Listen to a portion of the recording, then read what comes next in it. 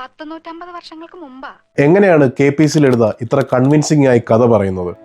അന്ന് ഇവിടെ മൂപ്പ് ഭരിച്ചിരുന്ന പ്രതാപശാലിയായ ഒരു കാർന്നോരുണ്ടായിരുന്നു. ഈ കഥ പറച്ചിലിന്റെ പല ഭാഗത്തും അവർ നമ്മളോടൊരു രഹസ്യം പറയുന്ന രീതിയിലാണ് തമിഴത്ത് വേറൊരാളുമായിട്ട് സ്നേഹത്തിലായിരുന്നു. രാമനാഥന്റെ പേരുള്ള ഒരു നൃത്തക്കാരനുമായിട്ട് ഡയലോഗ് ഡെലിവറി ചെയ്യുന്നത്. ശബ്ദം ഉയർത്തേണ്ടടുത്ത് ഉയർത്തി, എന്തിനു പറയുന്നു, കാർന്നോർ എങ്ങനെയോ ഈ രഹസ്യങ്ങളൊക്കെ അറിഞ്ഞു. നിർത്തേണ്ടടുത്ത് നിർത്തി. ഒടുവിൽ രക്ഷപ്പെട്ടു.